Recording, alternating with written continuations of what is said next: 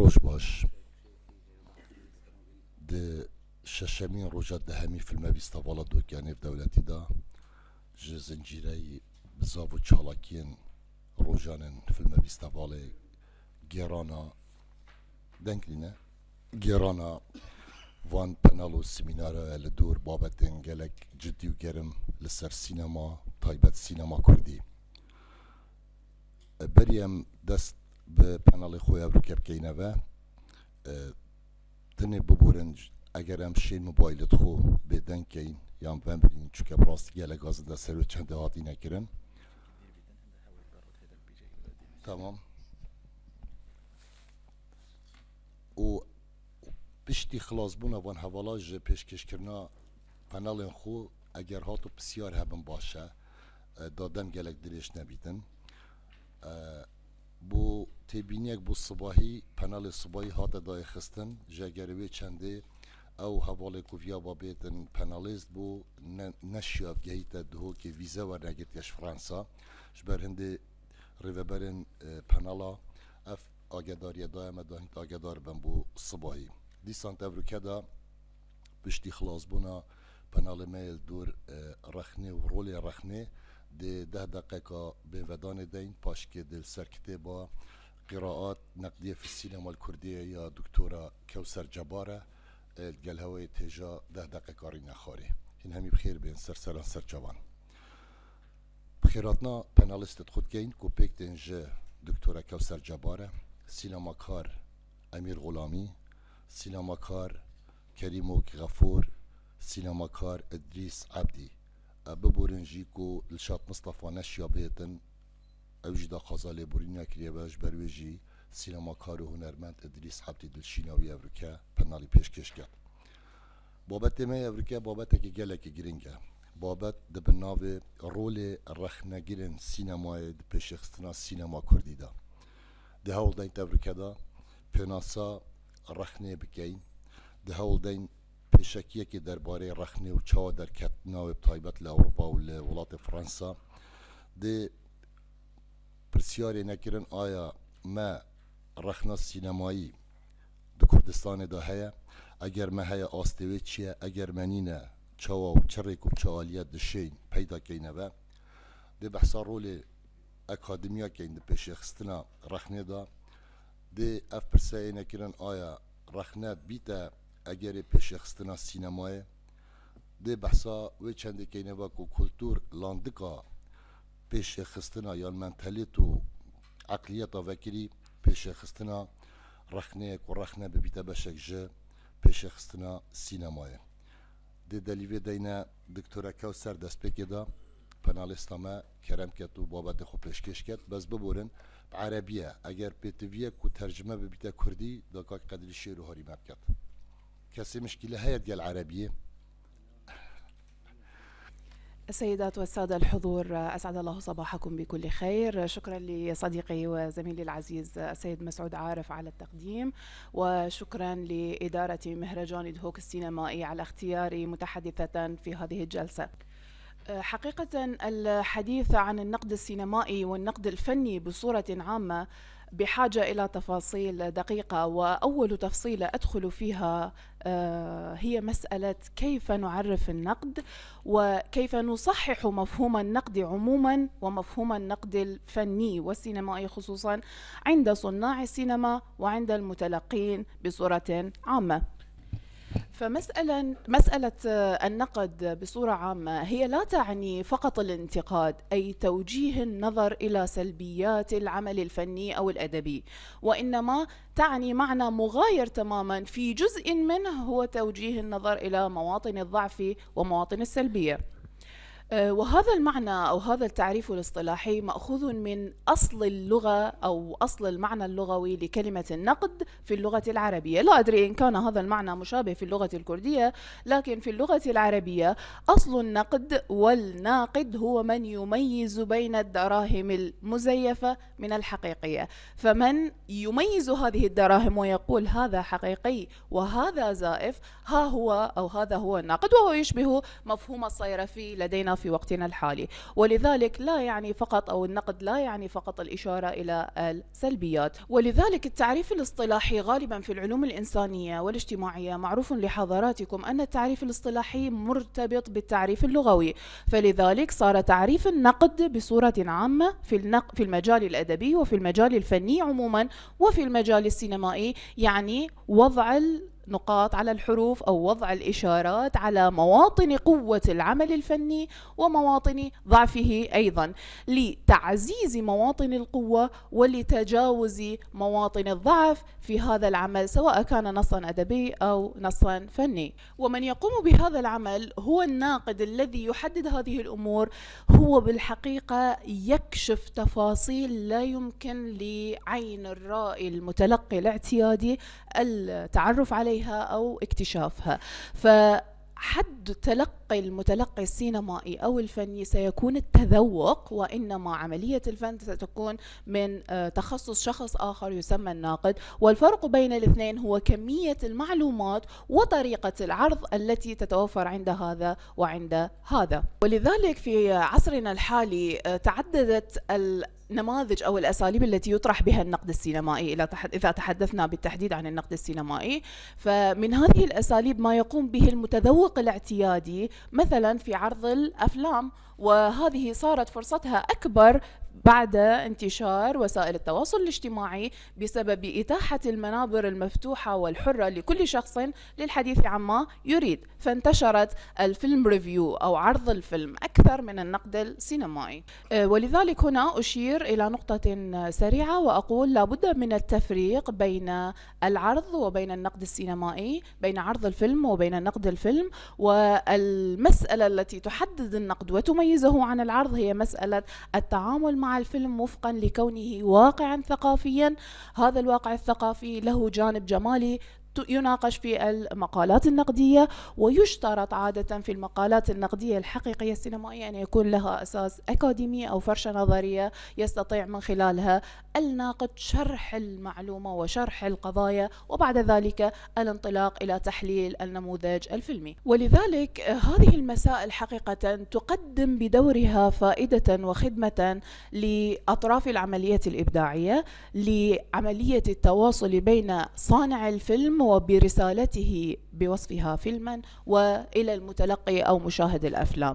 ويقدم الناقد والنقد عموما الخدمات لكل واحد من هذه الأطراف بطريقة مترابطة لكن منفصلة في الوقت نفسه. فمثلا الفائدة التي يقدمها أو الدور الذي يلعبه النقد في خدمة العملية الإبداعية من ناحية المرسل، أولا أن يجعل المرسل هو نفسه ناقدا لعمله، ويكون هو الناقد الأول، وبعد ذلك يخرج العمل من يده إلى المتلقين، وهنا يصبح هنالك نقد بعد نقده. وهذه النقود بالحقيقة تعطي بعدا جماليا وعمقا فلسفيا وعمقا جماليا أيضا للنصوص الفنية وأيضا النصوص السينمائية، ما يحقق تعلقا أو ما يحقق انتشارا لهذا العمل السينمائي.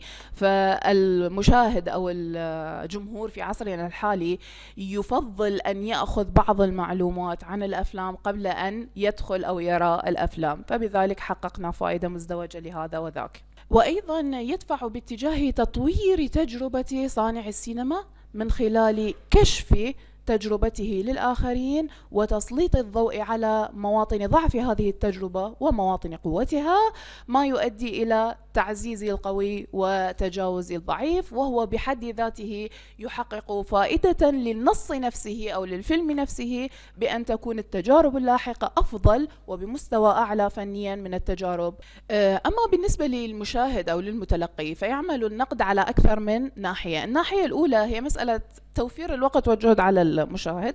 عندما أنا أتحدث عن تجربة سينمائية ناجحة فأنا دللت أو قمت بوظيفة الدليل أو المرشد لهذا المتلقي للوصول إلى النموذج السينمائي الأمثل أو الأفضل من النماذج الأخرى، وهذا يختصر عليه وقتا وجهدا، وربما في مجال السينما نحن أيضا لدينا جانب اقتصادي فهو يختصر عليه مبلغا ماليا مرسل أو معطى لفيلم ليس أهلا للمتابعة ربما طبعا، ولكن يتجه باتجاه الفيلم الأفضل أو التجربة السينمائية الأفضل.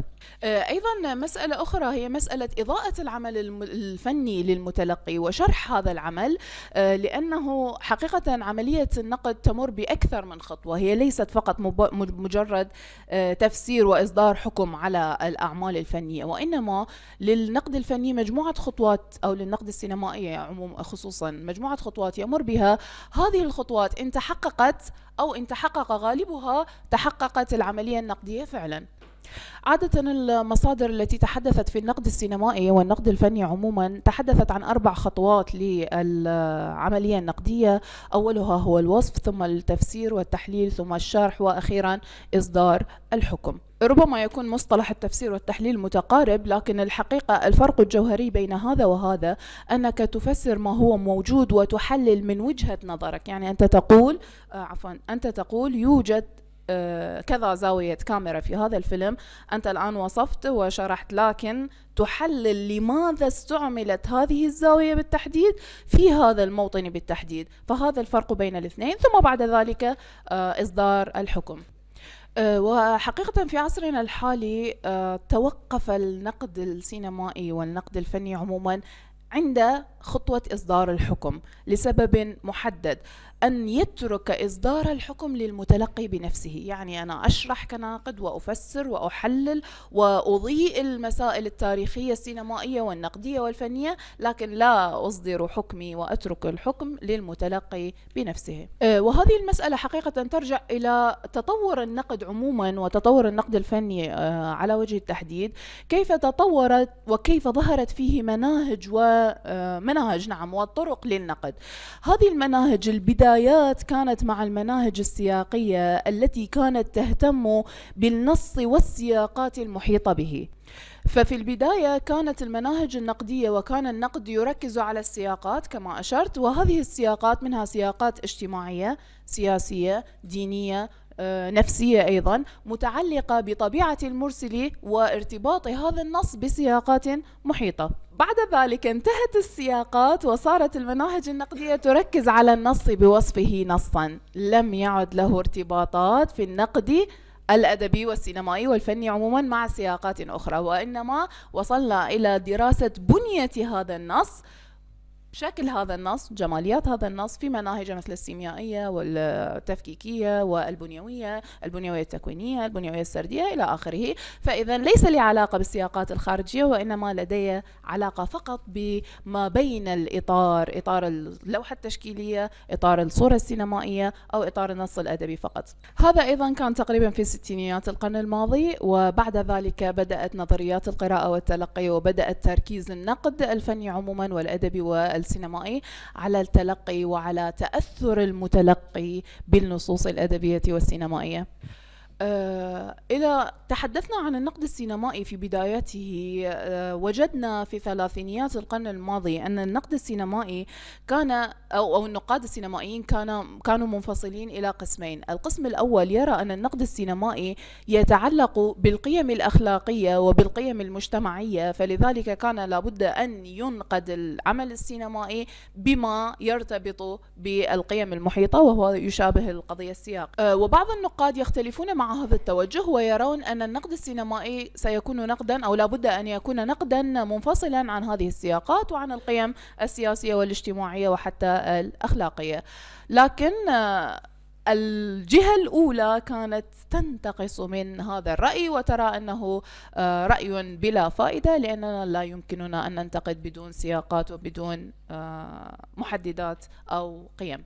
وهذا النقاش عاد وتجدد مرة ثانية في ستينيات القرن المنصرم، أي بعد تقريبا 3 عقود، وظهرت هنا مسألة الذاتية والموضوعية. إلى أي حد بإمكان الناقد السينمائي أن يكون موضوعيا؟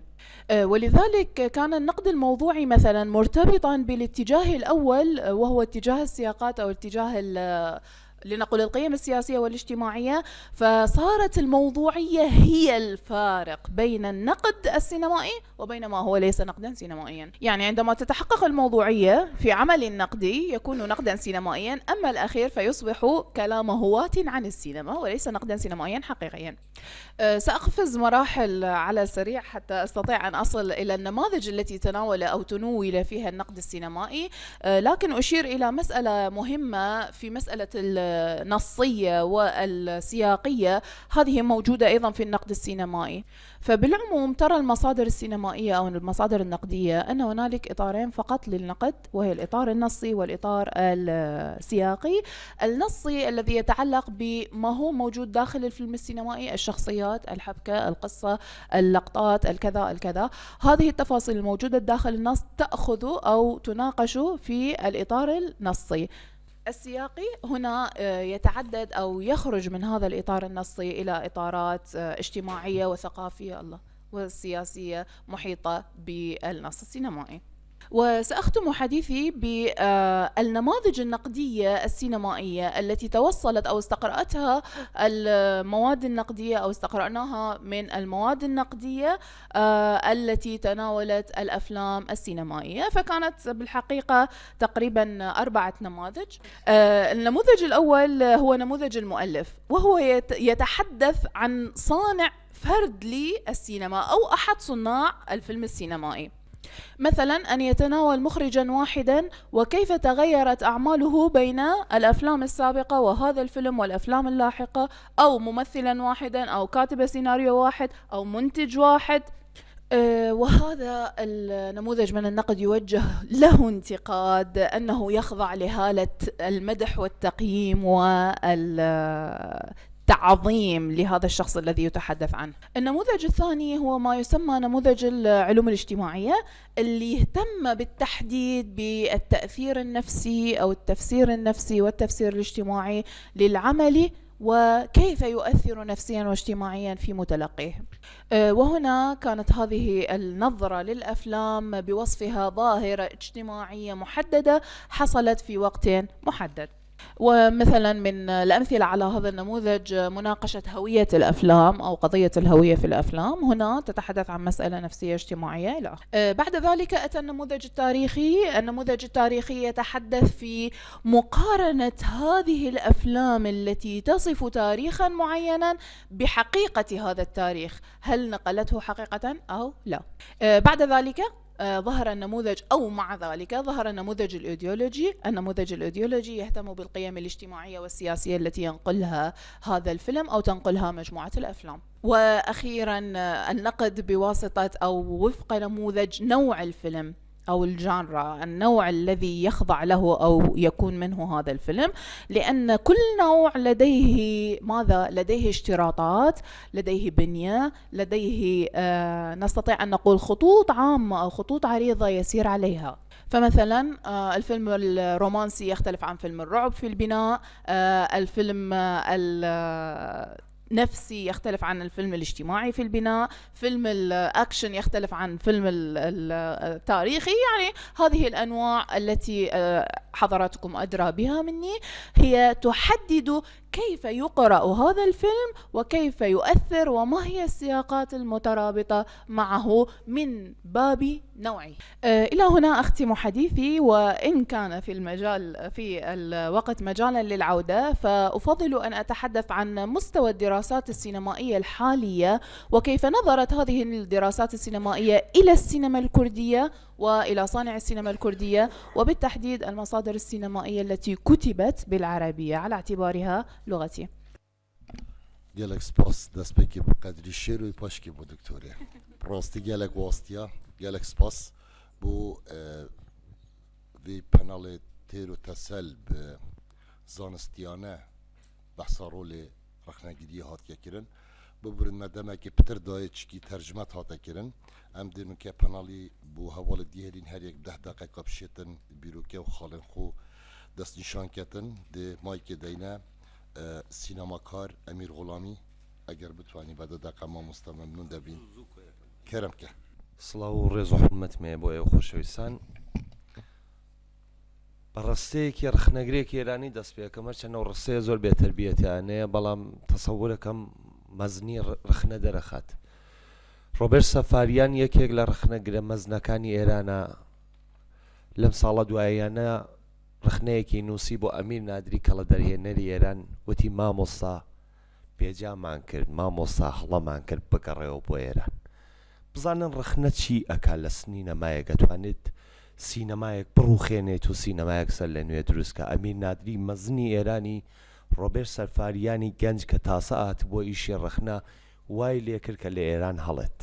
ئەوە گوتم با بڵێم کە بڵێم ڕخنە لە دەرهێنانەکەش گرنگترە ئەگەر هەڵە بکرێت سینەمایەک لە ڕیشەوە ئاسووتێنێ. من ئەمەوێت لە درێژی باسەکەی دکتۆر کەوسەرە زۆر کورت باسێک لەسەر ئەمەکەم ڕخنە بۆ هات. ڕخنە یەکێک لە گرنگترین شتەکانی ئەمەیەکە لە درێژایی مێژوو ئەو شتێکە کانت لە نەقدی عەقلی مەغزا باسی ئەکات ئەڵێ ئێمە فێر کراین کە هیچ نازانین و تەواوی ژیانمان زارۆک و منداڵین و هەمیشە گەورەکان بۆ ئێمە بیریان کردوێتەوە. ڕخنە هات کە فێرمانی کرد کە نا ئێمە ئیتر گەورە بووین. بۆیە لە سەردەمی ڕۆشنگەریە ڕخنە تایبەت بۆ ئەمە دروست بوو کە دژ بە کلیسا ڕاوەستن. دژ بە کلیسا هاتن خەڵک وتیان ئاغا ئەو شتانێک ئێوەڵێن هەڵێن ئێمە بیرەکەینەوەوانی ژیان کورد نایەوە بیر ناکەینەوە ئێمەین تەنیا بیرەکەینەوە چون وتەکانی خوا بۆ ئێوە وەرەژێڕینەوە. بەشێک لە ڕخنە لەو سەردەمە دروست بوو بۆ ئەمەی کە بە خەڵک هاتن وتیان ئەو شتێکە ئەیکەن هەڵەیە بەو پێوەرە. ئەمە باسەکەیە پێوەرەکان چین. من ئەمەوێ شتێکی کەش لە فۆکۆ بێنمەوە. فۆکۆڵێ نەقد یا ڕخنە بۆ ئەمە دروست بوو بۆیە ئەیکەین لەبەر ئەوەی کە لە بەرامبەر دەسەڵاتێک کە ئێوێ زاڵ بێ بە سەرمانە ڕاوەسین و ڕخنەگر ئیشی ئەمەیە کە ئایدۆلۆژیا لە دەق بسڕێتەوە. ئەمە زۆر گرینگە. ڕخنەگرەکان بڕۆن بەرەو ئەو شتێک کە فۆکۆ داوای ئەکا. من ئەمەوێت وەکو باسێک لەسەر ئەم بابەتەکەم لە درێژایی باسەکەی دکتۆر کەوسەر کە من بە 5 شێواز نایبەسمەوە ڕخنە نزیک 20 شێوازی هەیە کە چەندانیان باسەکەم. یەکەمیان 3 شێوازی ڕخنەمان هەیە. 3 شێواز زۆر گرنگ. یەکەم ڕخنەی ڕڤیڤە کە بۆ گۆڤارەکان زەرد ئەنووسرێت هیچ گرنگیشی نییە. یعنی لە بواری تیۆریۆ هیچ گرنگیەکی نییە. دووەمیان ڕخنەیەکە کە پێڵێن ڕخنەی تیۆریە، ڕخنەی مامۆستایانی فەلسەفە و کۆمەڵناسی و دەروونناسیە کە هاتن بەهانای هۆنەرەوە، هاتن خوێندنەوەیەکیان بۆی کرد وەکو ڕۆڵان بارت و وەکو نیچە و وەکو ئەمانە. ئەم ڕخنەهای ئاکادمیایی نین، بەڵام ڕخنەهایەکن کە بوونە پێوەر بۆ ڕخنەی ئاکادمیایی. دوای ئەو ڕخنەی ئاکادمیاییە کە لە سەدەی 21ەمە زۆر گرینگە، ڕخنەیەکە 100% بە پێوەری کۆمەڵناسی دەروونناسی و فەلسەفاکرێ. سینەما خۆی لە ناو خۆیە هیچ چێکی بۆوتن نییە وەکو ڕخنە. ڕخنەگری لە سینەمای لاوازە، هەر بۆیە ڕخنەگری سینەما پەنا بۆ فەلسەفە کۆمەڵناسی و دەروونناسی و ئەدەبیاتە با بۆ ئەمەی کە ڕخنەکە. هەر بۆیە یەکەم جار ئەسەن وشەی سینەمای حوتم کە سینەما هونەری حوتمە لە ڕخنە دروست بوو، نە لە سینەماکار. سینەماکار فیلمی بەرهەمهێنا نەیەزانی ئەمە چییە. ئەمە ڕخنەگرەکانی مەکتەبی ئیمپرسیۆنیسمی فەڕەنسی بوون کە هاتم بۆ یەکەمین جار کتێبێکیان بە ناوی سینەما یەکدا دەرەوە وەکو ڕخنە و لێوێ سینەمای هونەری سینەمایە وەکو هونەری حوتم ناودێر کرد. بەڵام من ئەمەی کە دکتۆر کەوسەروتی دروستە، ڕخنە ئیشی ئەمەیە کە بڵێ فیلمێک باشەیە باش نییە، بەڵام پرسیار ئەمەیە بە چ پێوەرێک، پێوەرەکەی چییە؟ ئایا ڕخنەگرە توانێت لە خۆڕا حەزی نەکرد بە دیمەنە بڵێ باش نییە؟ ناتوانێت، پێوەرت ئەبێ بێ. لە ئەدەبیاتە تا ساڵەکانی سەدەی 19 پێوەر فەنی شێعری ئەرستوو بوو. ئەیان کوت بەو پێوەرە ئەو شێعرە باش نییە، ئەو شانۆیە باش نییە، ئەو چیرۆکە باش نییە. بەڵام ئێستا پێوەرەکان گۆڕاون، ینی بە ساڵ بە کات خەریکە پێوەری نوێ دێت. هەر بۆیە لە ڕخنەی سینەمایی یەکەم شت پێوەرەکان پێوەری ژانڕە. ینی من وەختێک فیلمێک هەڵە سەنگێنم یا ڕخنەی لەسەر ئەنووسم ئەبێ بڵێم لە درێژایی مێژوو یا لەناو ئەو ژانڕە یا لەناو ئەو ستایلە ئەو ئیشەکراوە ئەمە بەلاوازی کروێتی یا ئەمە بە باشی کروێتی لە ڕخنایە کە ئێمە دەرەجە ئەدەین بە فیلم بڵێن فیلمێکی باشە یا خراپە بەو پێوەرانش کە باسی ئەەکەین بەڵام لە ئەنالەیزە ئێمەمان ناکەین ئەسم بۆمان نییە ئەنالایزکەین نازانم لە باشوور ڕاحەتی پێڵێن ئەوەی کە نەوتی تێەکەن چی پێڵێن هەڕاتی جیاوازی ئانالایز و ڕخنا نازانم گۆفکە جیاوازی ڕخنە و ئانالایز دقیقەن ئەمەیە لە ڕخنا یەکدانە ڕاحەتیە کە وەک خۆی دانراوە فیلمەکەی تێکەی لە کۆتاییە لەو دمەچکولەکەیەوە دەری ئەخین کە باشە یا خراپە ئەمە ئانالایز وانە ئەنالایز ڕاحەتیەکێ سەرۆقونە بەرعەکسە ئێمە پرسیارێک لە دەق ئەکەین و جیهانێک لە دەق ئەکێشینە دەرێ بۆ من گرنگ نییە فیلمەکە باشە یا خراپە ئەنالایز دەڵێت بۆ من گرنگە من پرسیارم هەیە پرسیاری کۆمەڵایەتیم هەیە پرسیاری کۆمەڵناسیم هەیە پرسیاری فەلسەفیم هەیە من لە فیلمەکە ئەپرسم و فیلم ئەبێت جیهانێک وڵامی بۆ من ببێت هەر ئەمەیەکە فیلم هەمیشە هەر ڕخنەگرێک جیهانێکی جیاوازی بۆ خێنەوەی فیلمەکەیە من چەندانە شێوازی ئەنالایز و ڕخنەی تیۆری باس ئەەکەم کە پێتان دەڵێم کە چۆناو چۆن لەواقع ئەمانە لە چۆ فۆرمولێک کەڵک وەرەگرن بۆ ڕخنەگردن و بە دوای چیە ئەگەڕن لە دەقا یەکەمیان ڕۆمانتیک گەراکانن شیلگێڵ و ئەوان ئەمان بۆیان گرنگ نەبوو فۆرمی فیلمەکە چۆنە خراپەیە باشە ئەمان بە دوای قسەیەکە گەڕان لە فیلمەکە ئەیان کوت قسەی دەرهێنەر یا خالقا ئەو کەسەی کە بەرهەمهێنەرە شتێکی بەرهەمهێناوە قسەیەکی تووە لە ناو فیلمەکە یا لە ناو دەقەکە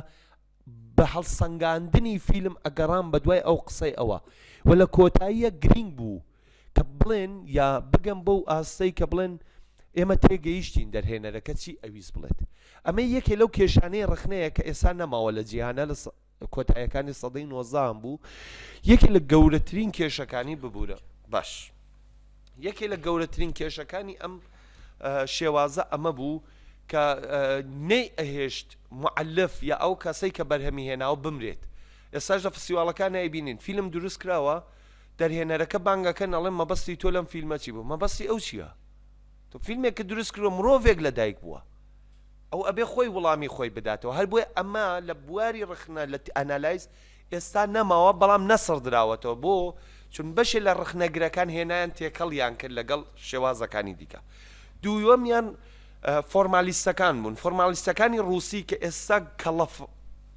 ڕخنەگرەکانی جیهان جۆرێک فۆرمالیستن لە زانکۆی نیویۆرک وەکو بۆردوێڵ تامسۆن و ئەمانە لەمە کەڵگوەرەگرن ئەگەڕان لە فۆرم بە مانای فیلم بگەن ئەیانوت قسەی فیلمەکە لە ناو فۆرمەکە خۆی شاردوێتەوە کاتێکیان کوت کریستۆف نۆلان ئەیکوت کریستۆف نۆلان خۆخوا گەوجی نەکردووە ئاوا فیلم سەر لە شێوا و دروستەکە جیهانی قسە لە ناو ئەم فۆرمایە با ئێمە فۆرمەکە بخێنینەوە بگەین بە ناوەڕۆکی فیلمەکە کە ئێستاژ یەکێک لە مەزنترین شێوازی ڕخنەگرنەک ڕخنا لەو کەڵک وەرەگرێت ڕخنە پێوەرەکانی ئێستا لە کتێبەکەی هونەری سینەمای بۆردوێڵ وەرەگرێت یعنی ڕخنەی گۆڤاری لەم شێوازە ئاکادمیایە زیاترین کەڵکی وەرگرووە دوای ئەو ڕخنەی شیکاگۆیە کە ئەویش فۆرمی بەلاوە گرنگە بەڵام ئەڵێ فۆرم و ناوەڕۆک بەیەکەوە گرێ دراون تۆ ناتوانانی بەجیا بەیەکەوە بیاخێنیەوە هەردووکی بەیەکەوە ئاخێنەوە کە ئێستا زانکۆی شیکاگۆ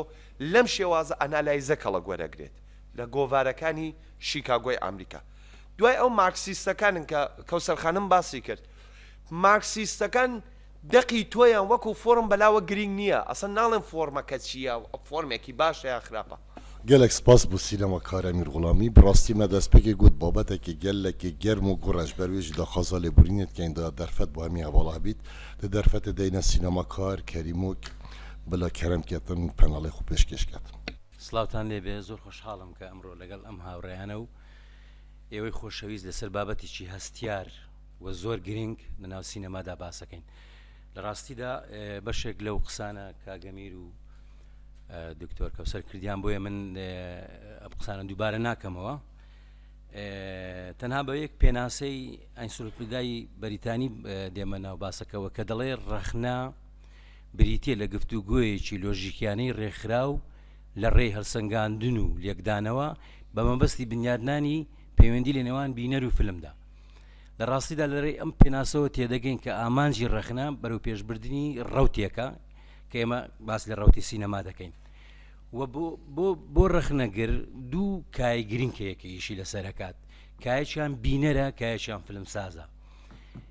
کای بینەر ڕەخنە لەسەر بینەر کار دەکات بۆ مانایی کە بینەر هوشیار بکاتەوە، بیکاتە ئاستێکی بیباتە ئاستێکەوە کە بتوانێ فیلمێکی خراپ و لە فیلمێکی باش جیا بکاتەوە. هەڵبەتە کاگەمیر باسیەوەی کرد کە فیلمی باش و خراپ بەچی پێوەرێکە، تەم بەو پێوەرانەی کە ئەو تێگەیشتنی ئەو بینەرەیە. و لێرەدا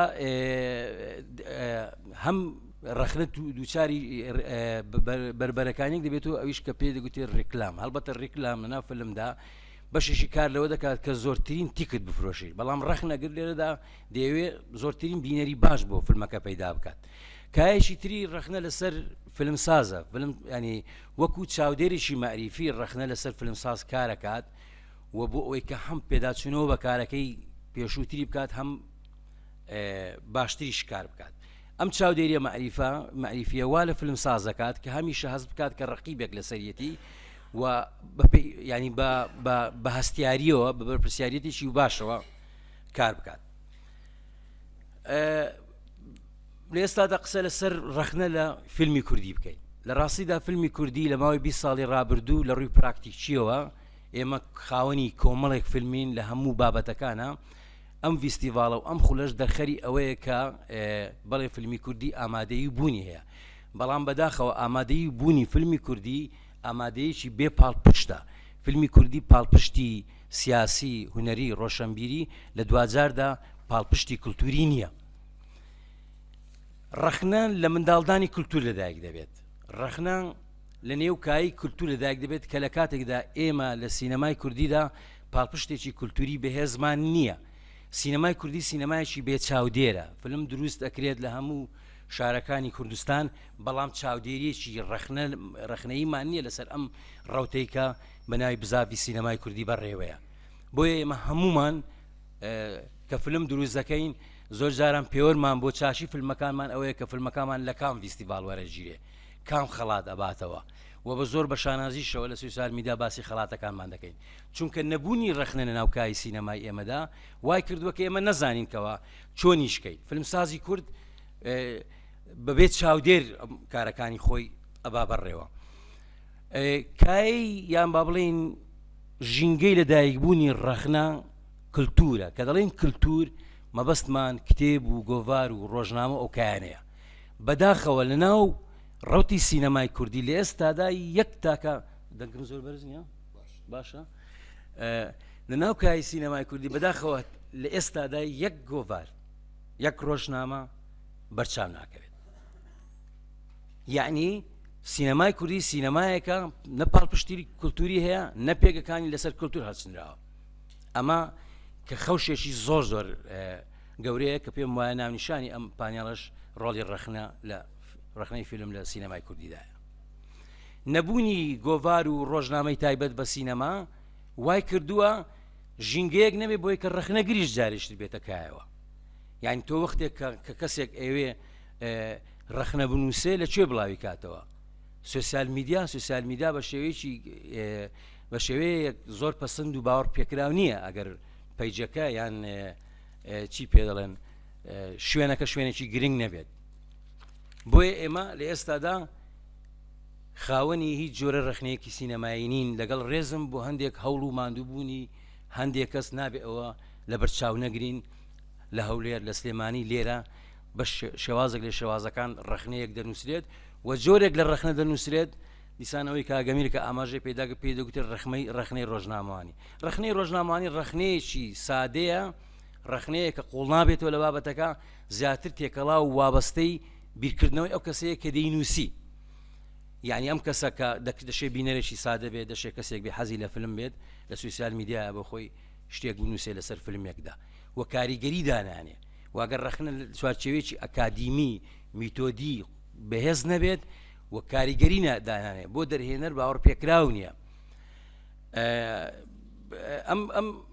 ئەمە وای کردووە ئێمە ئێستاکە لە بۆشاییەک بژین ینی بۆ ئێواگە سیرکەن مەسەر نمونەیەکی زیندوی جیهانی بێنینەوە گۆڤارێک لە پەنجاکان دەرەچوو بە ناوی کایە دۆ سینەما ئەم گۆڤارە کۆمەڵێک کەستی گەنجستیاندا نووسی ڕخنیان لە پێش خۆیان گرت کە چۆن فلم لە چوارچێوە مردووەکانی ستۆدیۆ بهێنە ناو ژیان و پێگە و شەقامەکاندا ئەم ڕخنەگرانە دواتر بوون بە سینەماکار و فلمیان دروست کرد وەکو فرۆنسۆ ترۆڤا وەکو جانگۆدارد کە ئەمانە دواتر لە نەتیجەی ئەم ڕخنەگرتنەوە شەپۆلی نوێی فەڕەنسی لەدایک بوو یعنی ڕخنەگرتن دەبێتە هۆکارێکی جارێکیکە بۆ لەدایک بوونی ڕوتێکی تازەی سینەمایی ئێستا سینەماکەی ئێمە کە لە هەموو من زیاتر مەبەستم باشوورە ڕاستی لە هەموو شارەکان فلم دروست دەکرێت بە دەردەسەریەکی زۆرەوە فلمیش دروست دەکرێت چکە لە نێو کای سیاسی ئێمە استراتیژێک نییە بۆ دروستکردنی فلم یعنی ئەوەی کە دروست دەکرێت ئەمە زیاتر بەڕاستی بۆ خەمخۆری دەرهێنەرەکان دەگەڕێتەوە ڕاستە من لە کۆڕشتریش باسیەوەم کرد ڕاستە حکوومەتی هەرێمی کوردستان پارەی بۆ فلم داوە ئێمە وەکو دەرهێنەرەکان بەشێکمان پارەمان بۆ فلم وەرگرتووە بەڵام بە شێوەیەکی استراتیژی نەبووە و کاتێک کە شتێک بە شێوەیەکی استراتیژی نەبێت کە دۆخێک تووشی وڵات دەبێت فلم ئەکەوێت هەروەکو بینیمان لە دوای شەڕی داعشەوە سینەما کەوت ئەوەی کە دروست دەکرێتن بە دەردەسەری و بە چەرمەسەرێکی زۆرەوە و شتێکی تری هەیە ئەوەیە کە ڕەخنە پەیوەندیشی زۆری بە پانتایی کۆمەلگاوە هەیە کۆمەلگای کراوە کۆمەلگای مۆدێرن کۆمەلگایەک کە قبولی دیالۆگ بکە ڕەخنە باشتر تێیدا گەشە دەکاتن کۆمەلگایەکی نەریتی تەقلیدی وەکو کوردستان ڕەخنە تێیدا زۆر بە ئاسانی ناچێتە پێشەوە چونکە تەنانەت ڕەخنەگرتن لە فیلمێکدا دەبێتە هۆکاری تێکچوونی پەیوەندی ڕەخنەگرەکە و دەرهێنەرەکە بە فعلیش من ئەوەم بینیوە بۆیە زۆر جاران ئێمە خۆمان دەبورین کە لەوەی کە بتوانین کە ڕەخنە بگرین شتێکی تر هەیە کە نەبوونی ڕەخنە ناو سینەما و ڕۆتی فیلمسازی کوردیدا وای کردووە بەشێک لە دەرهێنەرەکان لەبەر ئەوەی کە دڵسۆزن بۆ کارەکە بێنە پێشەوە هەر ئێستا بەڕێزان هەر ئێستا نمونەی بەرجەستەی ئێستا من و کاک ئەمیر و کاک مەسعود و کاک ئیدریس هەر چوارمان فیلم سازین و فیلم دروست دەکەین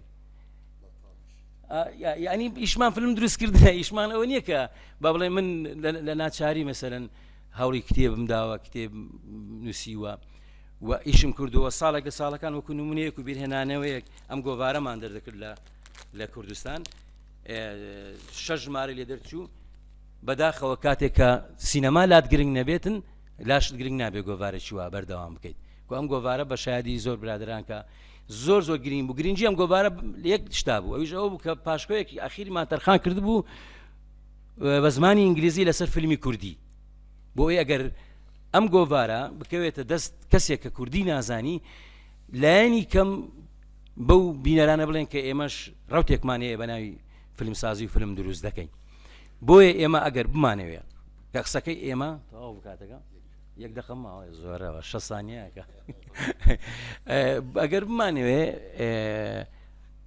ینی سینەماکەمان بەرەو پێش بین ئەم ڕوتی ئەم سینەمای کوردی کە بەو ناوە بەرەو پێشەوە بین ئەبێ ئێمە بتوانین ڕەوشێک دروستکەین بۆ لەدایکبوونی ڕەخنە لەدایکبوونی ڕەخنەش چێڵگەکەی بریتیە لە گۆڤار لە ڕۆژنامە لە کتێب و بۆ زانیاریتان من داتای هەموو کتێبانم هەیە کە لە کوردستان دەرچوون ناگاتە 100 کتێبمان لە بواریسی بە چاک و خراپیەوە بە دەستگای حکومی و ناحکومیەوە ناگاتە 100 کتێب ئەمە گۆڤار ڕۆژنامەکە وتم دەرناچێت ئێمە دوایین قسەم ئەوەیە کە ئەگەر ئێمە بمانەوە سینەماکەمان ڕاستە ڕێبێ ڕەوتە ڕێبێ باش پێ بگا بەرکەماڵ بێ بگاتە شوێنی خۆی ئەبێ ڕەخنە بێزکەین بۆ بێزکردنی ڕەخنەش ئەبێ کولتوری سینەمایی بێزکەین زۆر سپاس بۆیەوە gelek spas bu sinemakar Kerîmo Xefûr bu van hizr û pêşniyara ku bi dîtina wî fikir kultur palpiştî akademiyet dibine gerî wê çendê ku rexnek bête meydanê ev rexne bibîte rêrewek ji bo pêşexistina sinema Kurdî derêkê deyne sinemakar İdris Abdî ew jî 10 deqek bi te hene mamoste keremke tu panelê xwe pêşkêş ke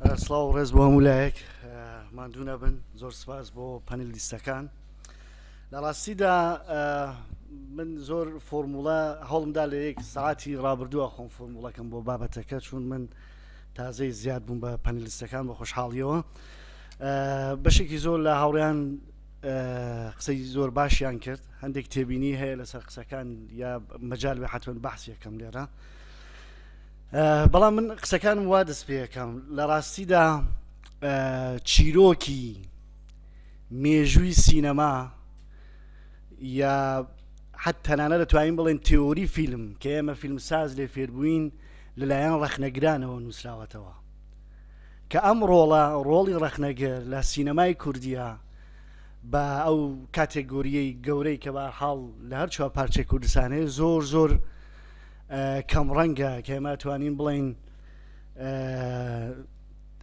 ڕێژەی ڕەخنەگرانی سینەماییمان ناگات یان نەتوانین بە پەنجەکانی دەست بیان ژمێرین لە ڕاستیدا لەو کاتەوە کە ئیتر سینەما ئێمە توانیمان بە شێوەیەکی بەیناڕشتەیی لەگەڵ فەلسەفە لەگەڵ ئەدەبیات لەگەڵ کۆمەڵناسی لەگەڵ زانستی سیاسیە خوێندنەوەی بۆ بکەین کاری ڕەخنەگەر گرنگی پەیدا کرد ئەگەر تماشای مێژووی سینەما بکەیت لەو کاتەوە کە سیاست یا ڕووداوە کۆمەڵایەتیەکان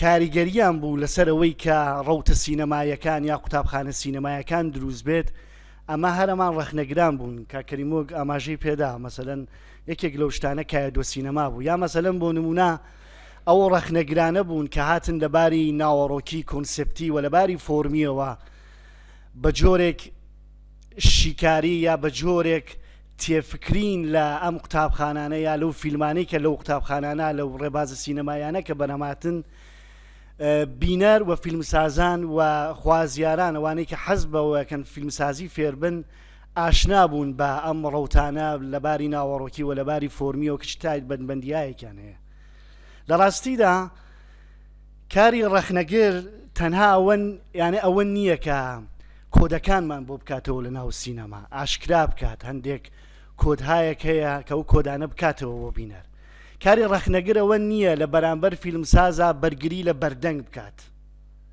کاری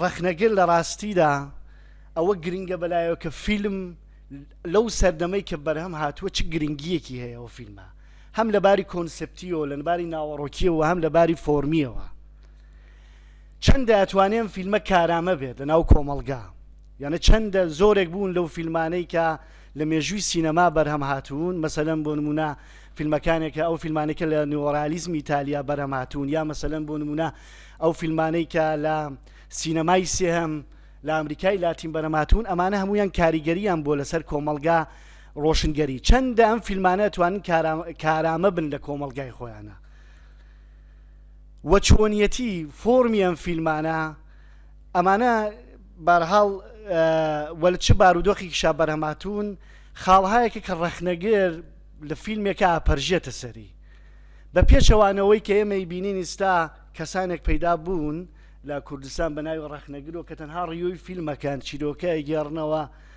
و ناوی ڕەخنەشی لێنن لە حاڵەکە ڕەخنە پرۆسەیەکی فکریە کاتێکە ڕەخنەگەر لەگەڵ فیلمە دیالۆگ دروستەکات ئەو کاتە چیرۆکی ڕەخنەگەر لەگەڵ سینەما دەست پێکات هەتا ئەم دیالۆگە دروست نەبێت لە بینی ڕەخنەگەر و فیلمەکە لە ڕاستیدا ئەم پرۆسەی ڕەخنە دروست نابێت ئەبێ فیلمساز بە جۆرێک بتوانێت ڕەخنەگرەکان دەرگیر بکە لەگەڵ خۆیان ئەم دەرگیریەش بە ئاسانی نییە لە ڕاستیدا ڕەخنەگرەکان ئینسانایەکی وردبینن کە پشت بە معریفە بە بیرکردنەوەیەکی زۆر قۆڵە بەسن بۆ تماشای فیلمەکان بۆیە لە ڕاستیدا جیاوازی سینەفیلمێک لەگەڵ ڕەخنەگرێکە ئەوەیە کە ڕەخنەگەر ئەو بیرکردنەوانەی کە هەیەی دەریە بڕێ بەڵام سینەفیلمەکان تەنها فیلم تماشاکەن وە دەری نابڕن لەم دەربڕینایە کە ئەم پرۆسە یا ئەم جیاوازیەی بینی سینەفیلم و ڕەخنەگرێک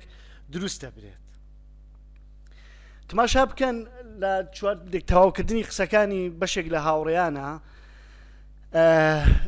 ئەگە کایەدۆ سینەما نەبوایەت ئێمە نەمانەزانی هیچ کۆک چەندە گرنگە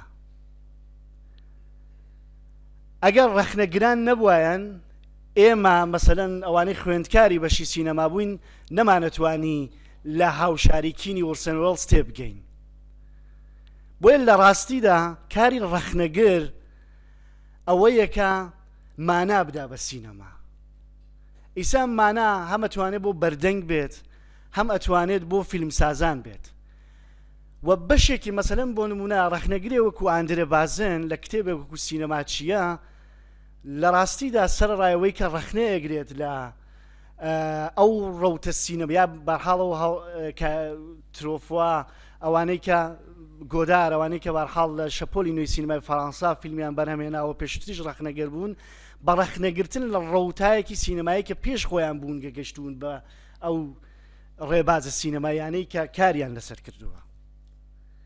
بۆیە ئەم بیرکردنەوە و ڕەخنە لە ڕاستیدا ئەم پرۆسەیەکە کە لە عەقڵانیەتێک و لە دەرگیربوونێک لە بینی ڕەخنەگر و فیلما دروستە بێت.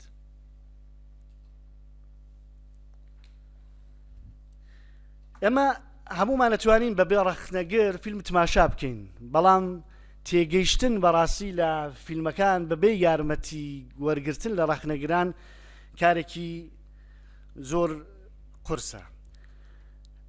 ئەتوانم ئەوە بڵێم مبالغە ناکەم فیلم تەنها فیلمساز دروستی ناکەوە ڕەخنەگریشەکە فیلم دروست دەکات، یانە ڕەخنەگر لەگەڵ فیلمسازە پێکەوە فیلم دروست دەکەن.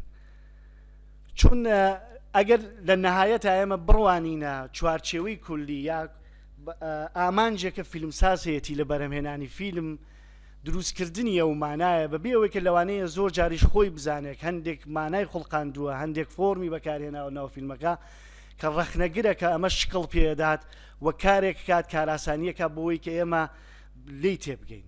ئەوەی کە لە کوردستانە لە ڕاستیدا جگە لە گۆڤارەکان جێگەی بەتاڵە لە هەموو شوێنەکانە مەسەلەن بۆ نمونە کایەدۆ سینەما پێشەوەی کە گۆڤارێک بێ مەحفلێک ببوو گروپێک بوون کەمانە دانیشتون 5-6 گەنج پێکەوە دانیشتون لەسەر سینەما قسەیان کردووە. ئەم دیالۆگانە کەمکەم هۆکارێک بوو بۆی کە کایەدۆ سینەما دروست ببێت و دواتر بەرحاڵ بە شێوەیەکی پراکتیکیش بێنە ناو کاری سینەماوە. نەبوونی ئەم مەحفلە سینەماییانە هەوڵهایەک بووە ناڵێم نەبووە، بەڵام هەوڵەکان هەوڵایەکی نەزۆکن چون هیچ پشتیوانەیەکی فکری و هیچ کارێکی جددی لەسەر ناکرێت لە ڕاستیدا. و شتێکی ترکە گرنگە ناوەندە ئاکادمیەکانن. ئەوەی کە لە کوردستان هەیە لە ڕاستیدا ناوەندە ئاکادمیەکان گرنگیەکی ئەوتۆ بە کاری ڕەخنە نادەن. ببوورن ئەم قسەیەکەم خوێندکاران لە ناوەندە ئاکادمیەکانیشە لەوانەیە زۆر بە باشی کاری فیلمسازیش فێر نەبن چ بسا بگا بەوەی کە کاری ڕەخنە فێر ببن. بۆیە ئەمانە بەرحاڵ بەحسایەک بوو کە من پێم خۆش بوو دەرەفزوودەی بکەم زیادی بکەم بە قسەی هاوڕێیان و لە خزمەتانە ئەوم هەر پرسیارێکیش بێت بژین.